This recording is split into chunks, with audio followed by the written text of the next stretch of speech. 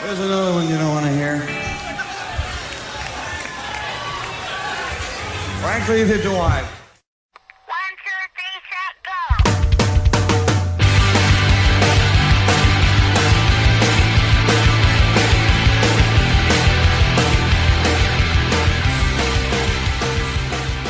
go! All right, I am very stoked right now on the Power Chord Hour. I'm talking to Jack and Christian of a UK band, LOVEBREAKERS, who put out their first debut album earlier this year, Primary Colors. And I got to say, I've been listening to it since it's been out, came out in June. And if you've heard the album, you know that's a very fitting time. I feel like it's a great summer record. Even now, as I'm in a very snowy Western New York and it's very cold here.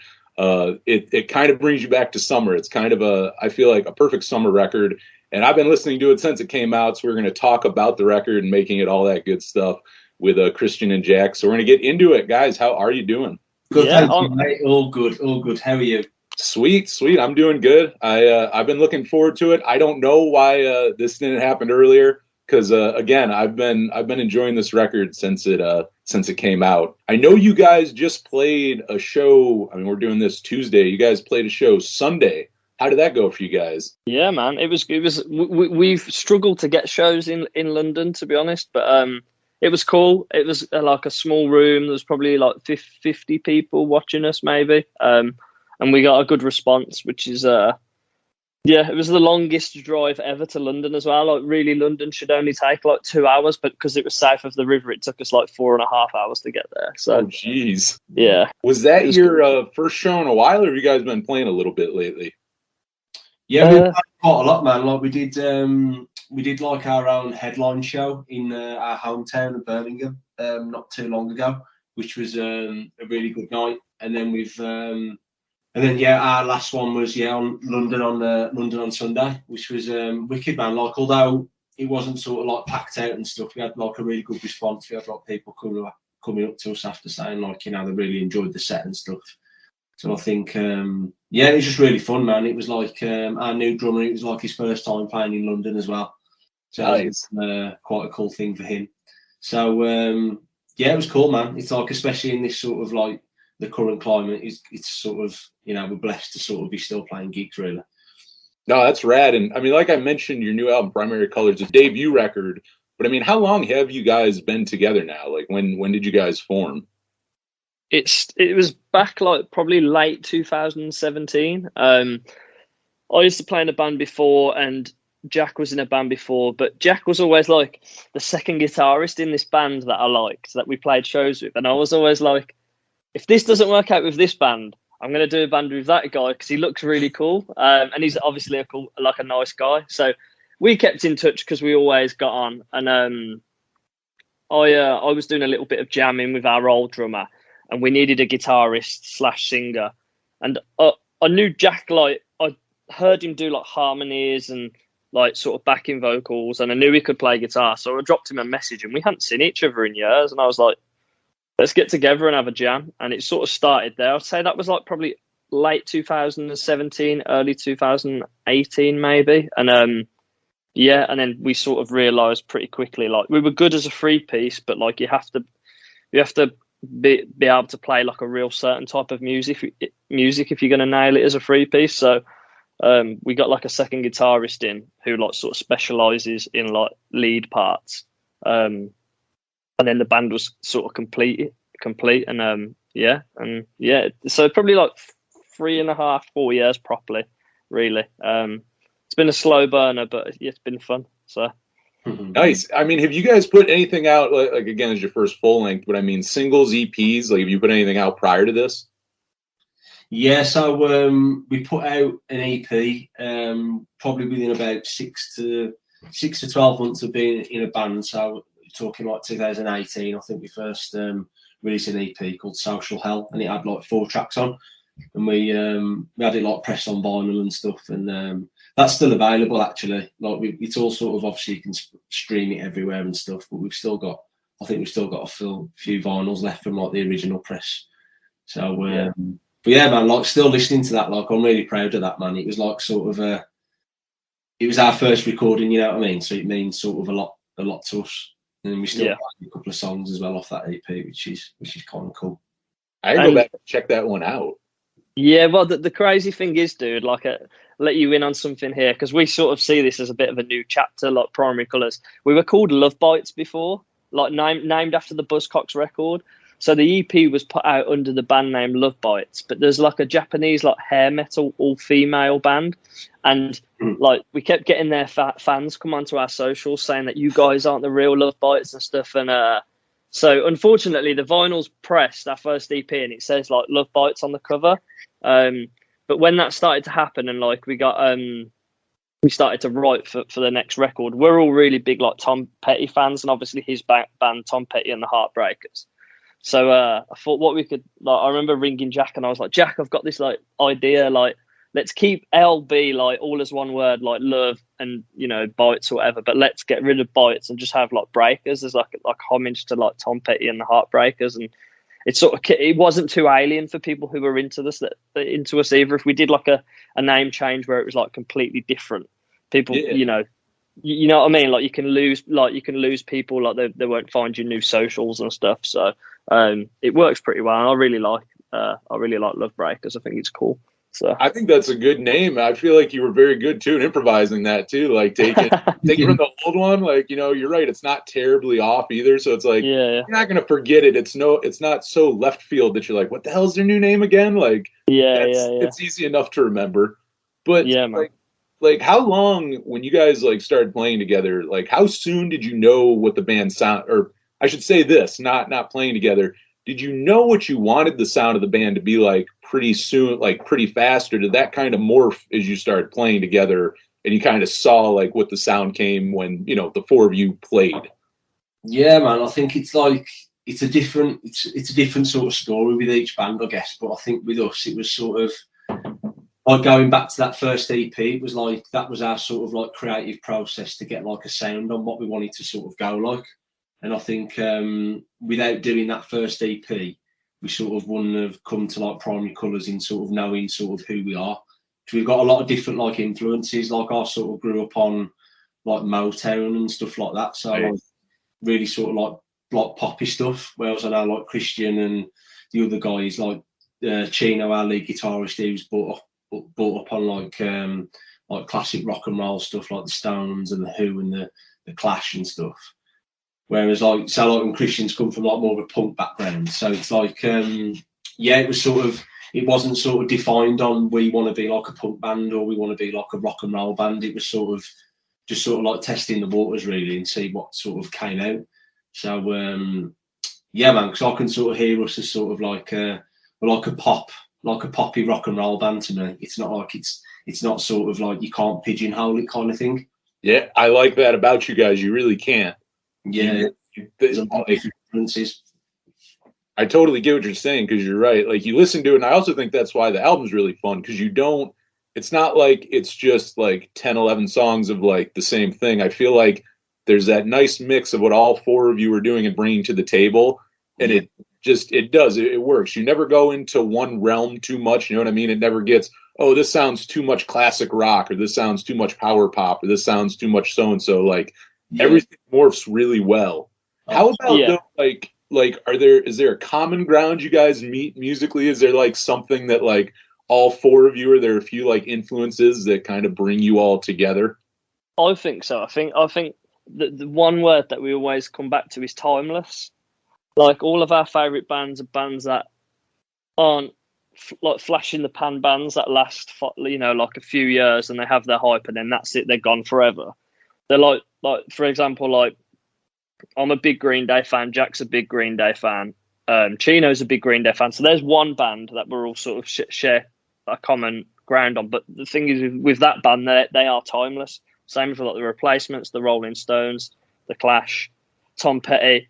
Those artists, like their songs still sound like sort of modern. Like you listen to them and they could have been, I don't know, like if they come out today, they'd still like have the same like effect. Do you know what I mean? Like absolutely. They don't grow old basically. Whereas like you can listen to some things, and within a few years, it's just like it's no one really cares for it anymore, and that's because the songs aren't very good and they're just sort of throwaway. Whereas like all those bands are sort of mentioned there, that because the music is like true and like comes from the heart. I think that really, to people like us who are proper musos, that's how. That's, I don't know. Do you know what I mean? That's how it becomes timeless. Do you know what I mean? So, yeah, I think that's the common ground we all sort of share. Really, is that we all like music that isn't just like faddy music. Do you know what I mean? Oh, like, totally.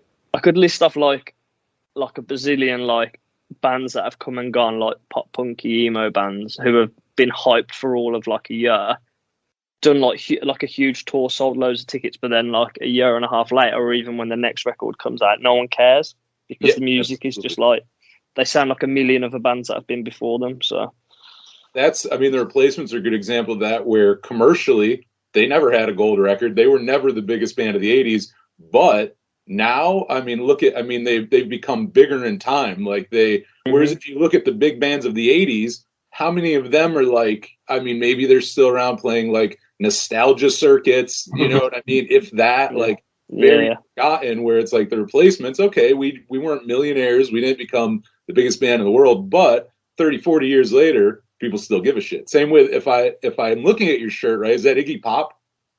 Yeah, Iggy Pop, yeah. He's another one. I mean, look at the Stooges. Like, I mean, Funhouse is like, I don't know how, I think that album's like 50 years old. It's timeless. It's still good 50 years later. You're like, my God, like, I still love this. It's still good. Yeah, man. If you guys... A lot of people think it's really, like, the music is actually quite simple, but it's sort of, it's like, a lot of people say it, but it's like creating like a vibe, you know what I mean? Creating sort of something that will move someone. Yeah. And for us, it's like, simple things are the best things. Like, we try and keep our music as simple as possible. And like, there's an old rule that Tom Petty used to use, and he was like, don't bore us, get to the chorus. Yeah.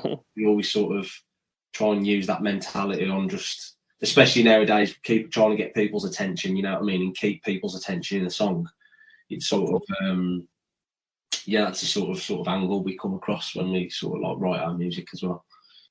Have you guys been getting, are there any comparisons you've been getting a lot of off the album where they, you know, people go like, you sound like so and so? Have you been getting any of those off this?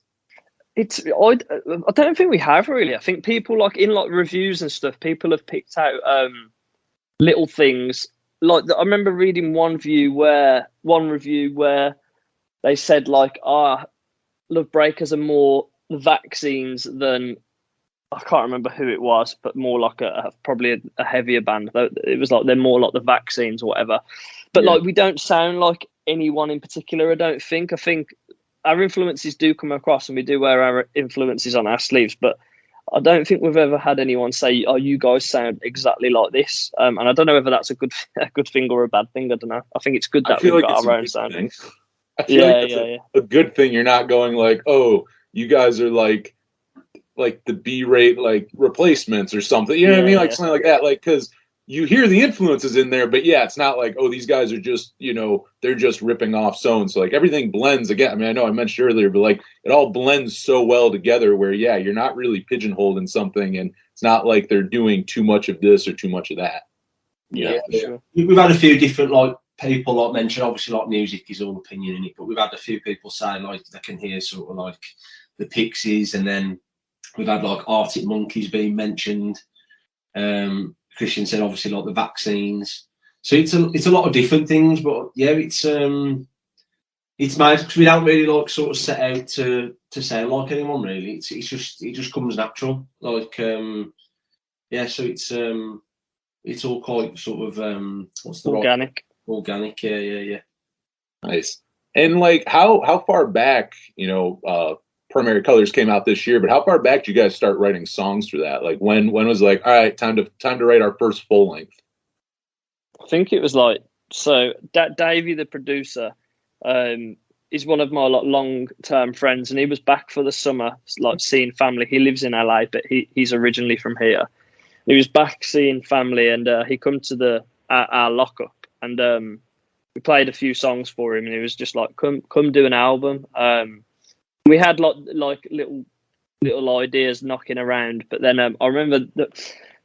I'll tell you a quick story about. I remember like the first moment that record really started to come to fruition. Like we'd go, like, me and Chino, our guitar player, would go over to Jack's parents' house when he was living at his parents', and we'd go and do like a writing session, and we'd take the guitars. And Jack had like the Bones of Eye Roller, the first track on the record, and we sort of made the song there, and then it all come together. And I remember sitting there going, okay, this is fucking cool. This is different to the EP that we did.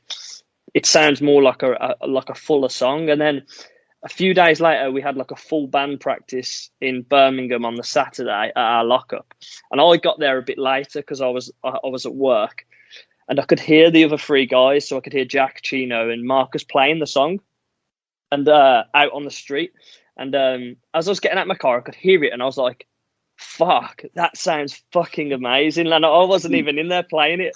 So, but I remember at that moment hearing them playing it, and I was going, well, this is like, we've gone up a level. Like, we've gone up from being like a band who has like done our first EP and was sort of finding our sound. Now this is our sound. Like, I know Eye Roller is probably the most different like one on the album compared to the other songs, but that was really the start of like the ball rolling. And because we set the bar quite high, I think, with that song, it was like, right, we've fucking set the bar high here. We've got to do the same for the other songs. So it was at that moment for me. I think that was like 2018 again, like towards the end of 2018, really, I think, Jack. Is that right? Yeah, it would have been. Yeah, I think like we have this knack of like sort of writing new songs just before Christmas. It seems to be our sort of every Christmas. The time to write our best songs for some reason. I don't know why it is. Yeah, man. And then we just, from then, when we sort of got the opportunity to go out to LA with Davey, it was just sort of like writing mode then. We was writing literally up until the day that we left. And then we ended up writing a song while we was out in LA as well. It's called Worst Gentleman, which is on the record. It's like the one second from last song on the record. And we ended up like writing that out there, which was like a great experience as well, just to like sort of have like a blank canvas and just sort of, you know, like have the opportunity to write a song out there as well. So that was tracked and recorded like really quickly as well, from what I remember, which was and what's crazy about that is like, because we went out there with the idea of doing 10 songs, but we obviously took more than 10 songs. But Worst Gentleman, we jammed like the chorus of it, but it sounded completely different really at our lockup. And so but we always, every practice we have like a recording studio set up in there. So every rehearsal we click record, and every idea is captured. So we took a bunch of songs out there, and we got to like a point, and Davey was like, I'm not sure this song here is strong enough. Have you got any other ideas lying around? And we were like, oh, actually, like, let's go into the Dropbox. And we found this chorus, which we jammed.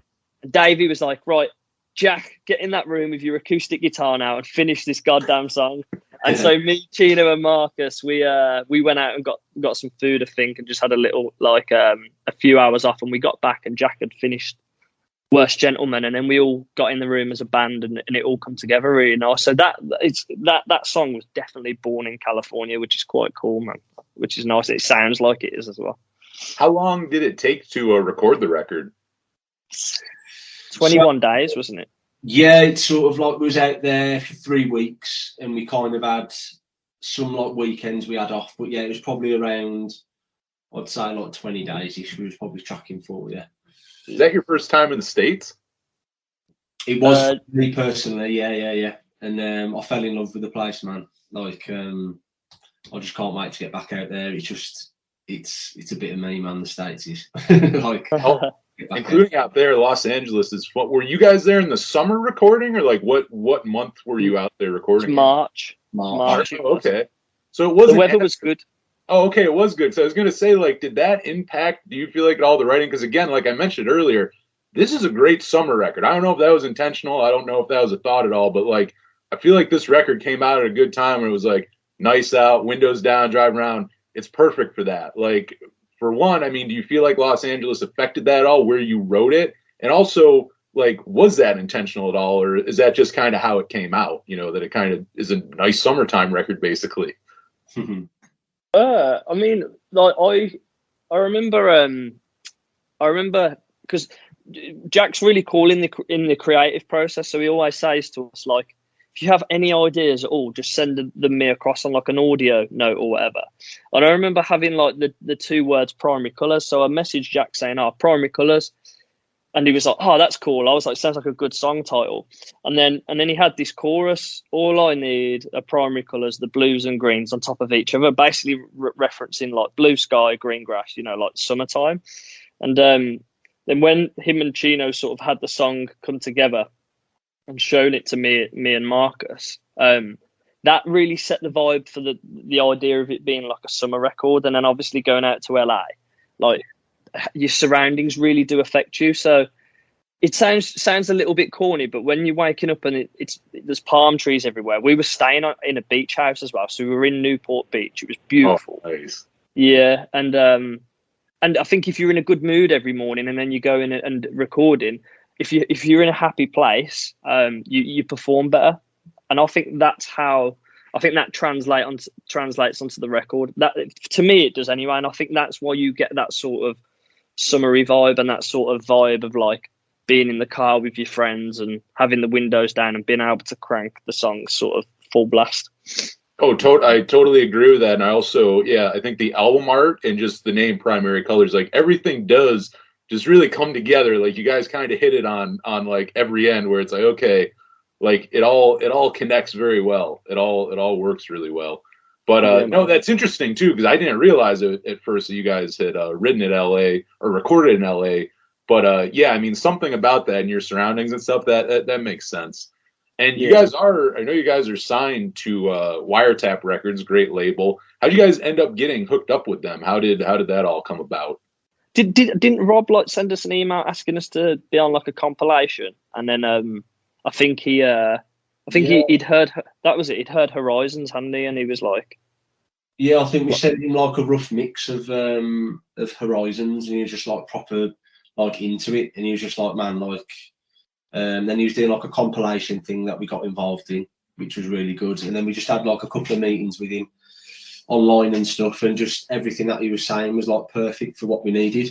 And we was like, let's go for it. And like he's been absolutely golden, like since the start, man. Like supported us with sort of everything that we wanted to do, and helped us get it on vinyl and get it out to like people in America.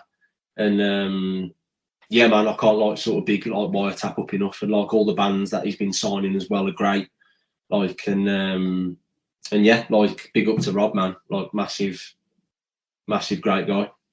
Yeah. Are you guys? Do you know? Are you the only UK band on the label? No. It's called the Weather. Is it the Weather State? I think. Yeah, I think. Yeah. I think and then Parker sounds familiar. Parker as well. Yeah. Yeah. Oh, have you played with any of your label mates yet? No, we haven't actually, have we? No. Yeah. To be honest, like we've been. I know there's been a pandemic. To be fair, obviously. Yeah. Fair about that. But even before then, we sort of struggled for shows. But it got to the point because we finished recording the album obviously in March 2019, and then the pandemic happened, and we were sat like on this record for so long. It got to 2021, and it was like, how long do you keep putting it off for? Like I get we had to because of the pandemic, but it also got to a point for us, like, because obviously it was going to be released while we were touring with Social Distortion, and that would have been perfect, but we couldn't have kept just churning out like a single after single after single, because eventually you just have the whole album out there anyway. And do you know what I mean? So it just got to the point where we're like, let's put the record out and then we'll, turn the page and move on to the next chapter. So, yeah, man. I think, a second ago, I think you kind of said it like finding shows and stuff, but I did want to ask, like, what is the music scene like in Birmingham? Like, are there venues to play? Are there bands to play with? Yeah, man, like, there are quite a lot of venues. I'd say there's probably in between like 5 and 10 sort of like decent venues to play for like sort of smaller bands. You've got like O2 academies and stuff as well for like touring bands that come through. But the scene in Birmingham, it's quite sort of like, it's really varied. There's a lot of like different music going on, so it's quite hard to do like one sort of scene. But I'd say about 5 years ago, it was really sort of heavy on like heavy metal and stuff like that. That was sort of massive, and like emo and that. But I think, but yeah, in terms of sort of where it's at the moment, it's really sort of vast. There's like a lot of new artists coming through that are doing like grime and sort of like underground like rap stuff, which is cool. but obviously not what we do. But there's not a lot of like punk bands around at all, and like rock and roll bands. It's all kind of like indie bands or grime, really, which is like hot at the moment. So it's we've got to patiently wait, I think, for like Birmingham to get back on like the punk scene again. But there's loads of like cool cities around the UK though that like we played, and we've had like a really good response from like Manchester, Leeds, like up north. It's sort of really sort of, you know, like our music is like a lot more supported, I think. But and then we'll guess we like London next year, because we're going to book like a load of London shows next year. So but judging off Sunday, I've got now sort of, you know, like worries about that. I think like we'll go down well in London. Nice. So that you can go. So I mean, even if you can't play around in Birmingham, sometimes you got other places to go. You got places. Yeah, and I think that's the key for like our band now. Like we've been together like quite a bit of time now. We sort of understand where we want to be, and I think it's just a case of us sort of with our live show. It's, you'll know yourself, Anthony, like seeing a live band is completely different to like listening to a record. But like and our live show, obviously we can sort of show people like the energy and everything that we put into it, and it's completely different to the record, and we want to get out there and like show people who we are really now. So it's just a case of getting around the country and getting to Europe and getting worldwide really, if we can get over to America, it'd be amazing.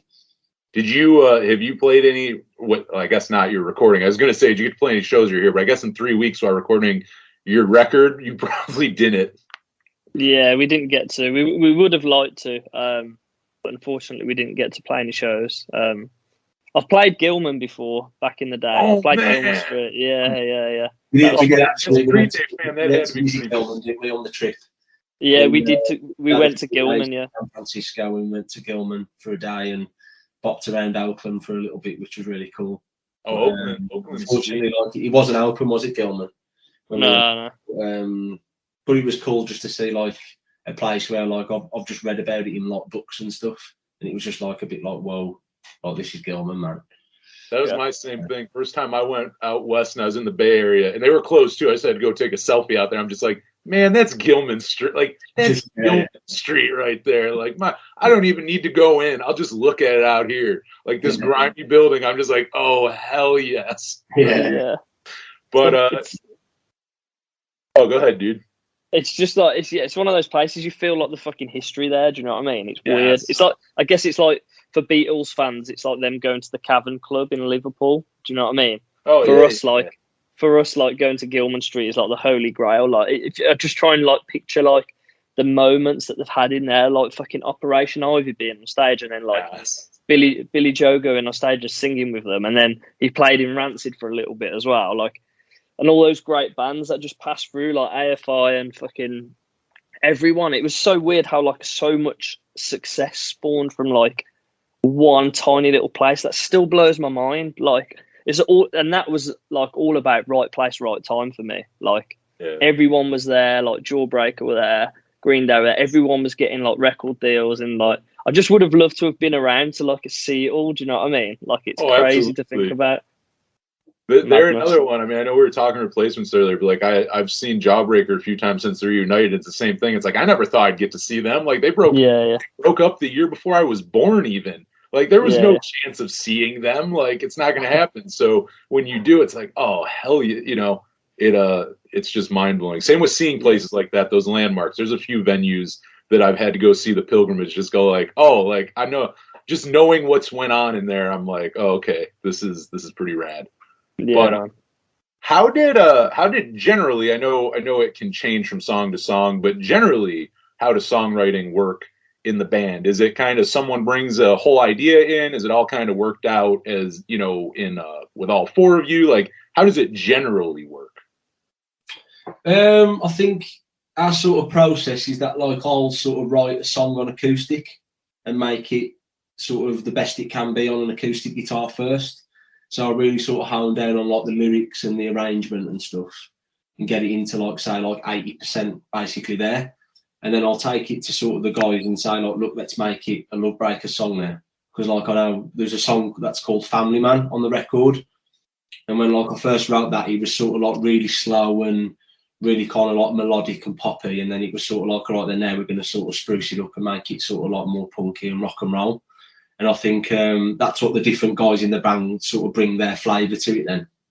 Like, obviously, you know, we change like arrangements and stuff. It's not really like strict, our band is. It's really sort of like open, and we class the song as like a different sort of entity. It's like you make that the best it can be and don't get too like personal with it.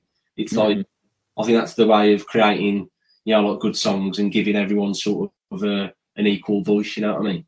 Can that be hard at times? Like because it can be, well, like you just said, like not taking things hard stuff. Like when you bring something in like a song, is that hard though to sometimes get over that, at least at first, where it's like people will, you know, have criticisms, they want to add this or that. Like, is that hard to take at first?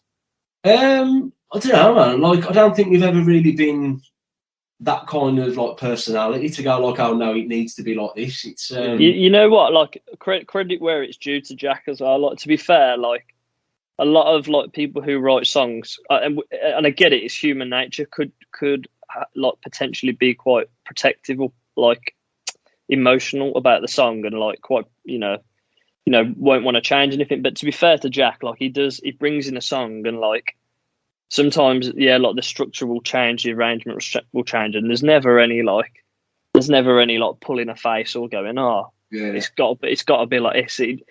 I think he trusts us. Like it's good, it's nice. Like he trusts me, he trusts Nathan, like he trusts Chino, and I think that's really cool. Don't get me wrong, like, we're humans, and there's been times, I'm sure, when you know, when we've been next to each other for hours on end and we're like, fuck me, we're annoying each other now. Like that's totally normal. But in terms of the songwriting process, yeah, Jack's pretty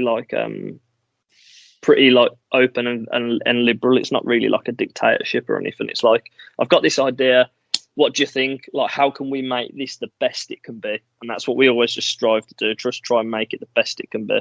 So that's it, man. And like everyone sort of brings different ideas, and we try everything, you know what I mean? Because you never know, like an idea could sound a bit crazy and you think like, oh, that's definitely not going to work, and then you'll try it and it'll work, and you're like, yeah, buzzing. So it's always worth, you know, everyone having a voice and trying different things. So, you know what I mean? I think it's really important as well. It keeps like the band like healthy, and everyone gets like, as I say, like an equal voice. It's not sort of a, you know, it needs to be like this, it needs to be like that. It might change in the future. I might have a song that's sort of ready to go, and it's sort of, you know, this is the way it's going to be. But up till this point, it's never really been like that. It's always just sort of been, you know what I mean, sort of verse, chorus, route, and then maybe like a reference track just to give the guys like an idea on what sort of I'm thinking for like a style, and then we just go from there, really.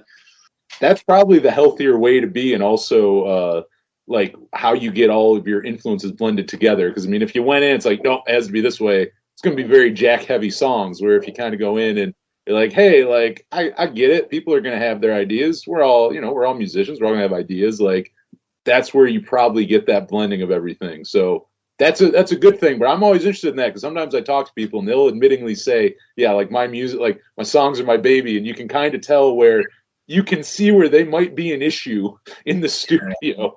Oh mate, yeah. You have your own idea. All of our songs would be like 40 BPM. They'd have like orchestras on, like backing and everything. It'd be like something completely different.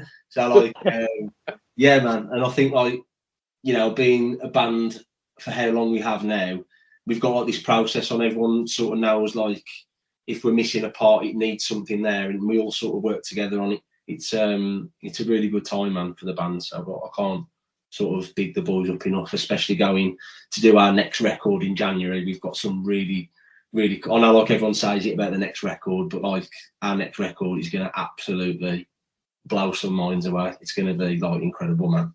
So I can't wait to hear another record. And it sounds, so we'll get one sooner than later. Then it sounds like we'll get one probably sooner than you'd expect. Yeah, I think so. Like obviously we've been sitting on Primary Colours for quite a long time before it was released. But yeah, in terms of like writing and stuff, when the pandemic happened for those like year and a half, nearly 2 years, we've just literally, we haven't had a break. We've just carried on writing and just tried to be like productive for the next record, really. You just made me think about it. I really haven't yet, but I feel like that 2-year album cycle, I feel like a lot of bands is going to happen with where they had albums, the pandemic happened, so you get the album out in like say 2021, which by 2022 you may have another one, and by the looks of it, you wrote it fast. But it's like, no, like we really did kind of have that 2-year cycle or whatever, just got released, just got pushed so far back. I never thought of that. I feel like a lot of bands are going to do this. I feel like we might see music a little faster. Yeah, man. Because of those things.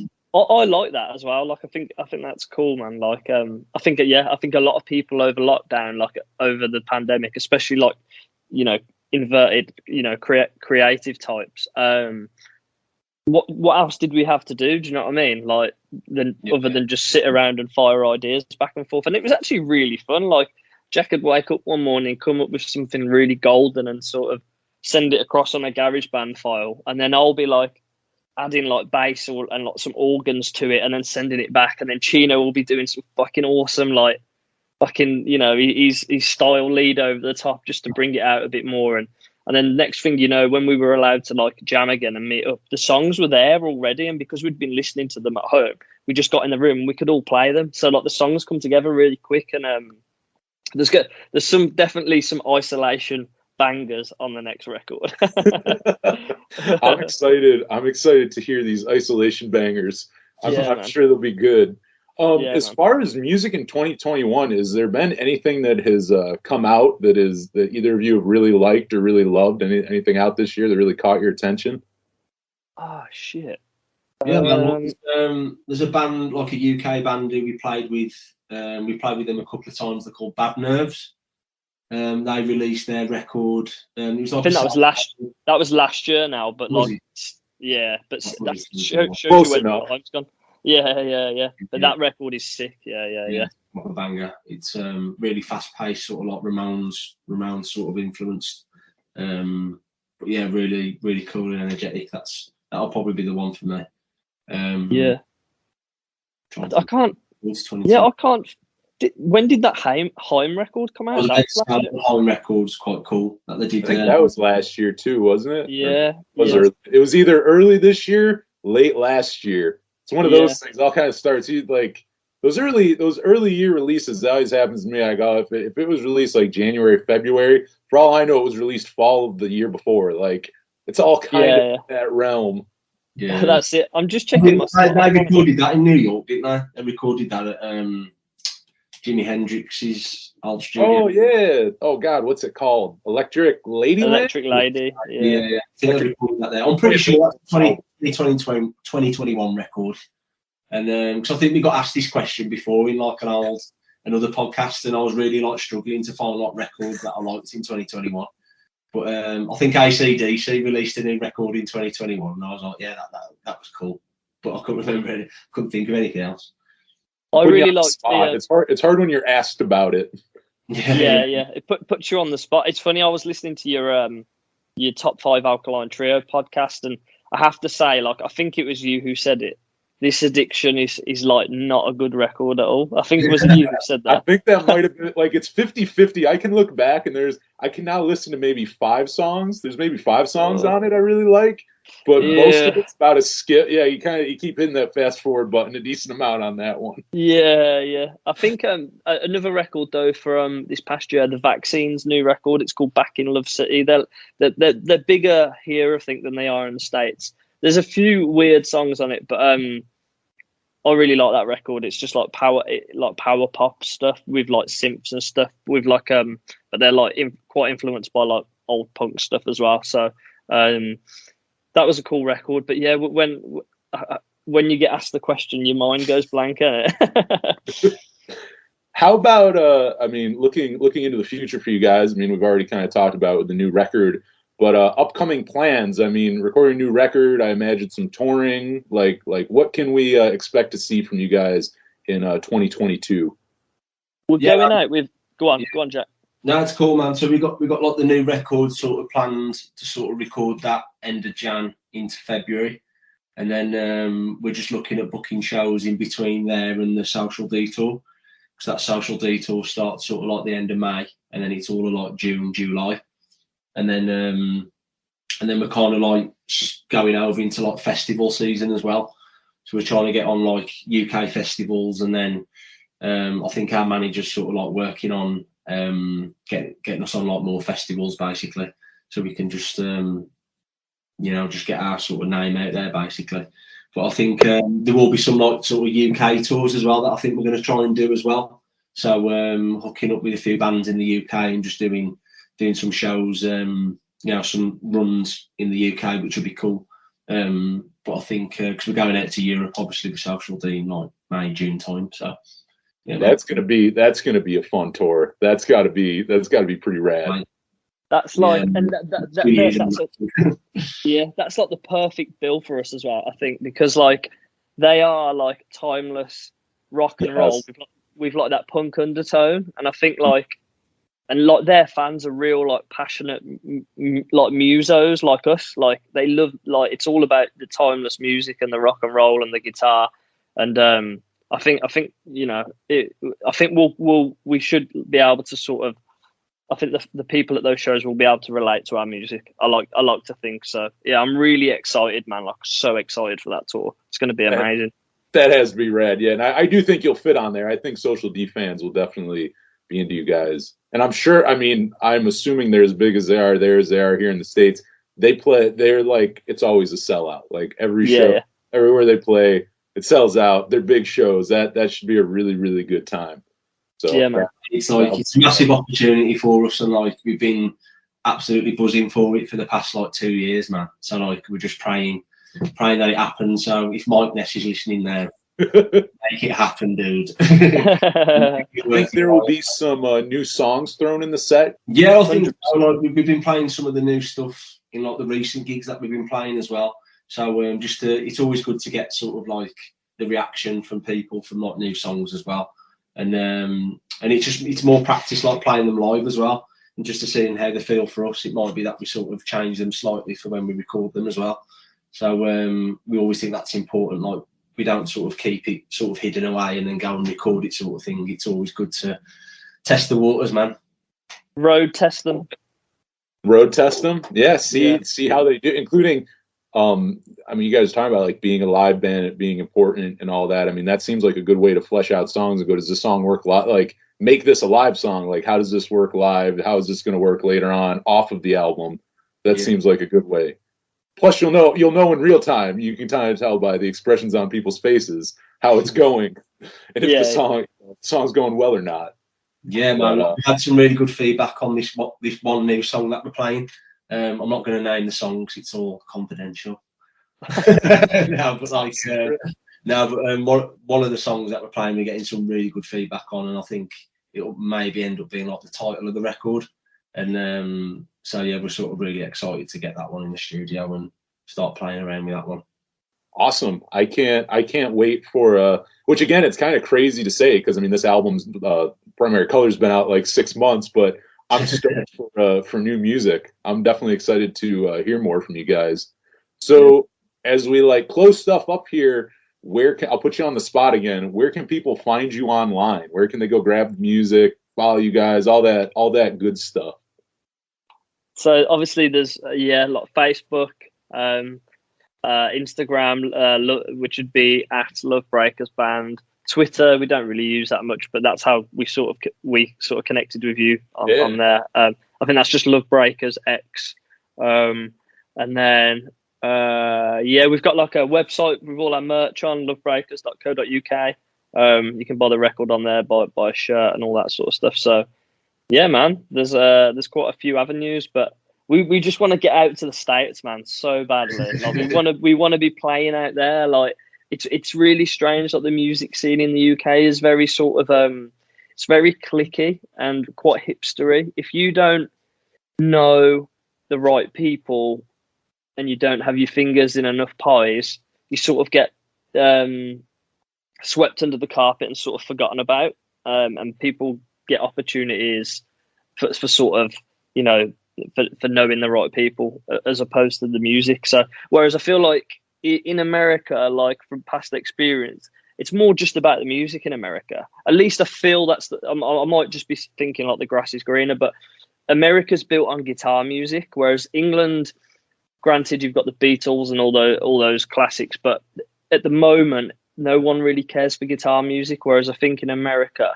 there's always going to be like a need and a want for guitar music. It's all like whatever's hot now, and it's all like it just moves from like different things instead of going, well, this will sound great in like 10 years time. Let's like make this the forefront. Where it's like you're not going to be listening to a lot of the music that's on our like mainstream radio stations now.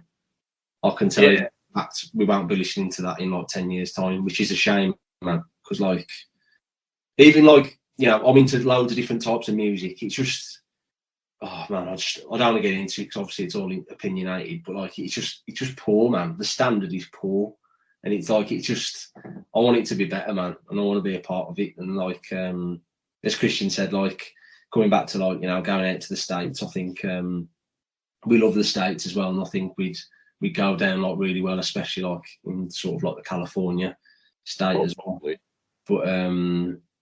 But yeah, man, going back to sort of like where you can find stuff to do with Love Breakers, we've got like a website which has got like all of our tour dates on and ticket links and stuff as well.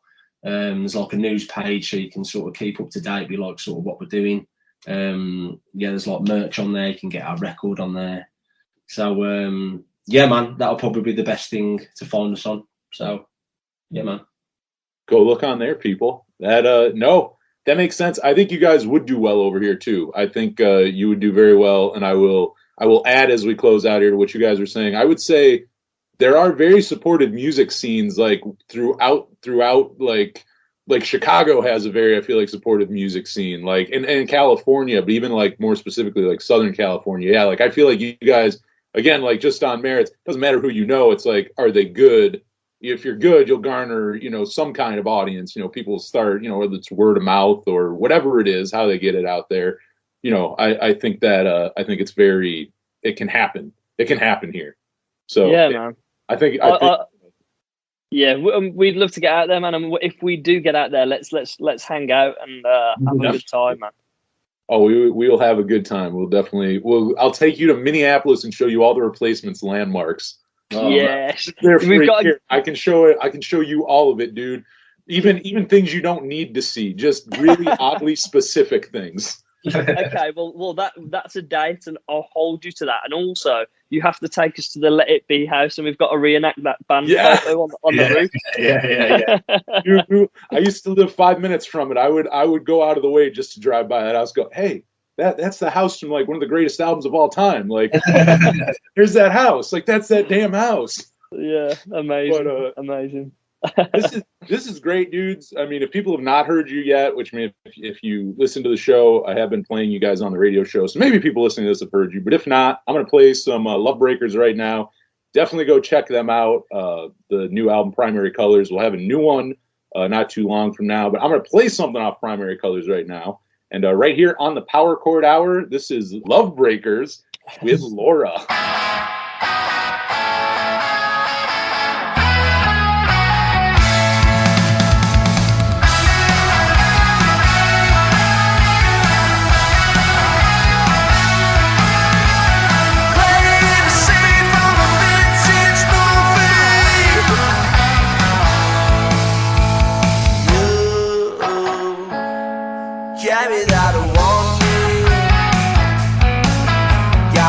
Struck by early hour talking like playing a scene from a vintage movie.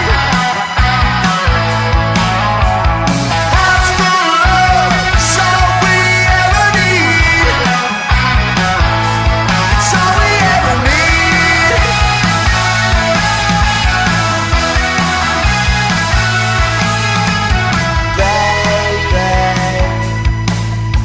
The best name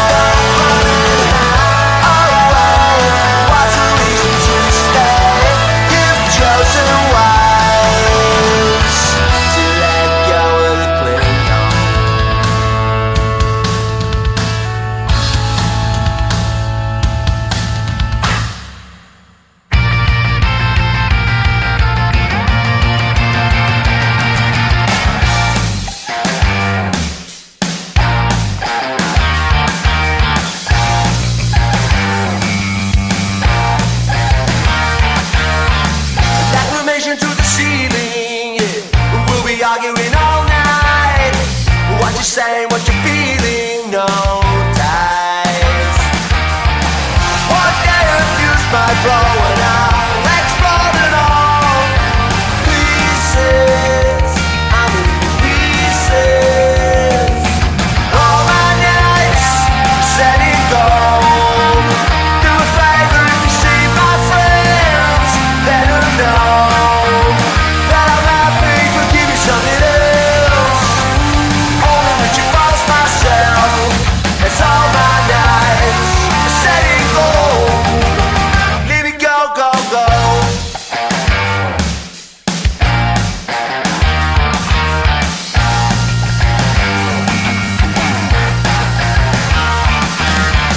Records tell me what I wear. I'm in my one piece, all cotton. That's my style. One day a fuse might go and I'll explode in all pieces. I'm in pieces. All my nights set in gold. Do a favor if you see my friends, let them know that I'm happy to give you something else. Only with you lost myself. It's all my nights set in gold. Set in gold. Having fun is all that matters. Where did the sun go? I don't know.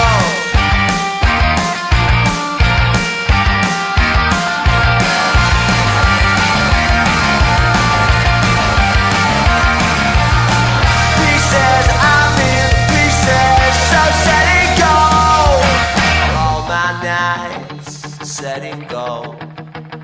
Do a favor if you see my friend, let her go.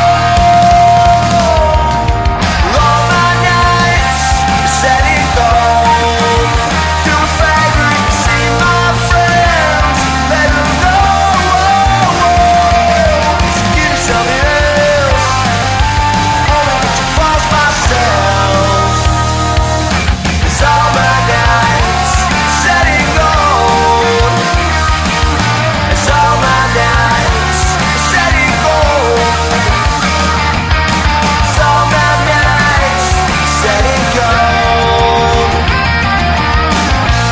Right here on the Power Chord Hour podcast, that was Lovebreakers with Set in Gold. Before that was Lovebreakers with Cling On, and opening up that block of music was Lovebreakers with Laura. All three of those jams off their debut record, Primary Colors.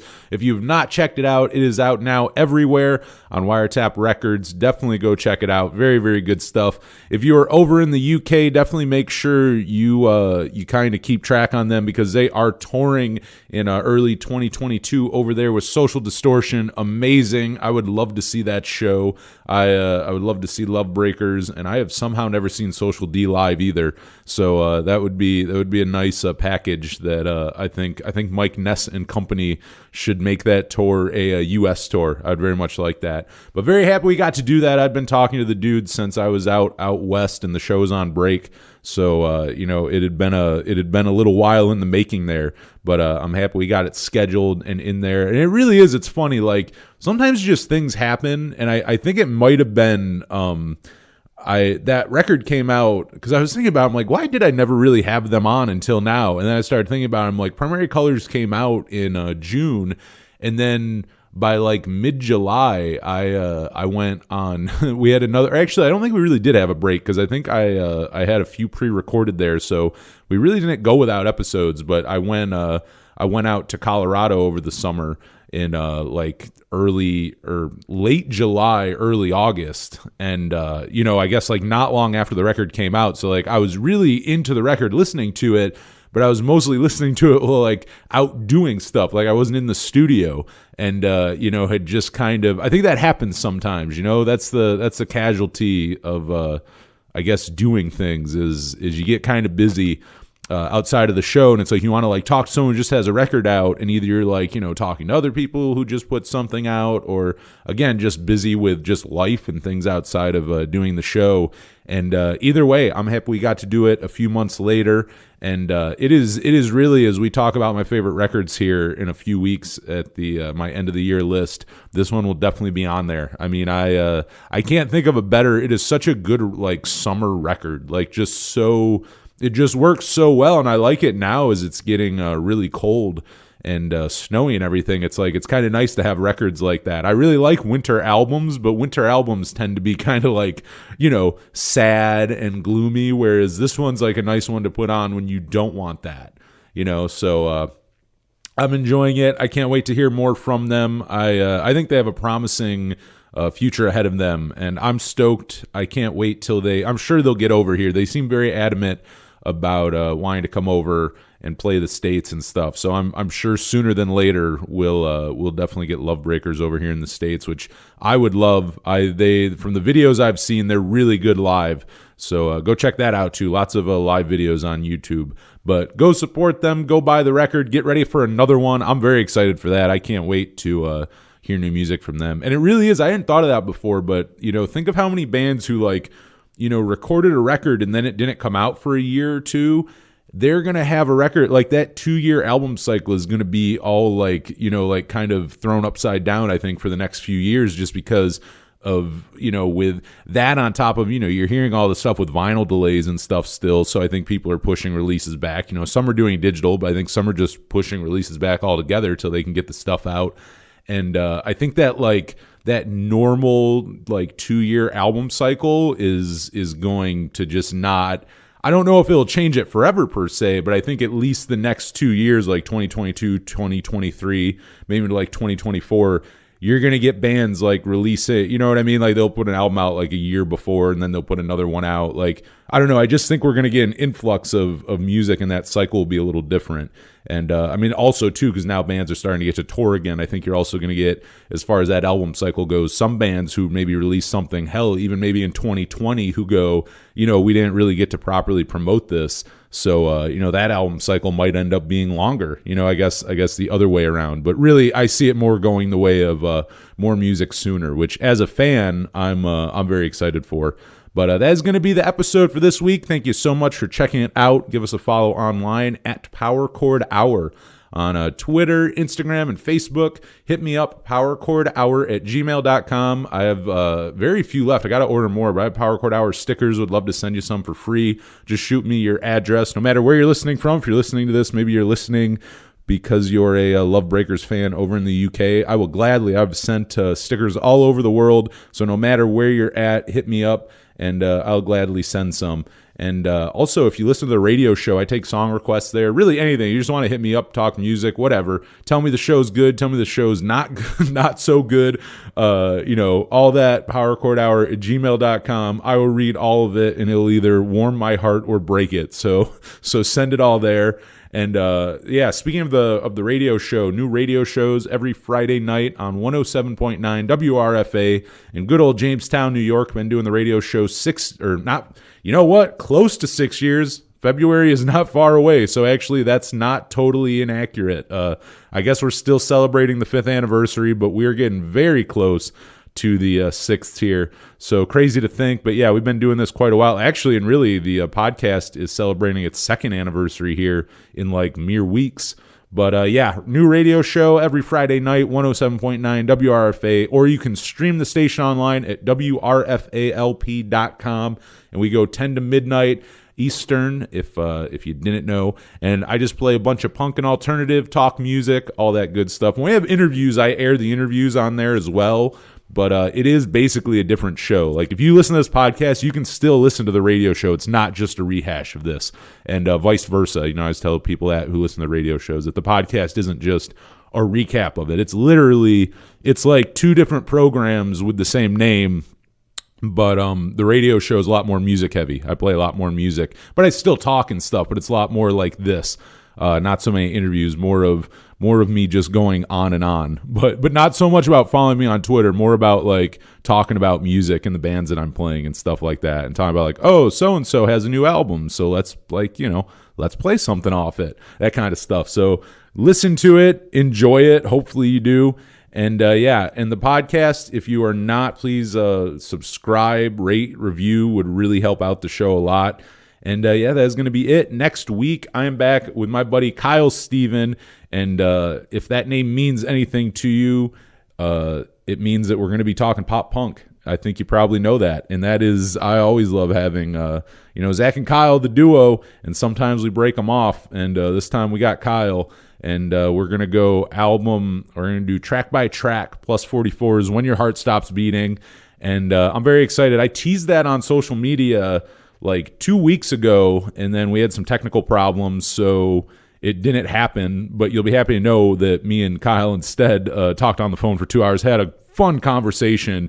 Most of it was still about plus 44. It just wasn't recorded. It was a great podcast episode that just was really just a conversation between two friends. But I wish it would have been recorded. It wasn't.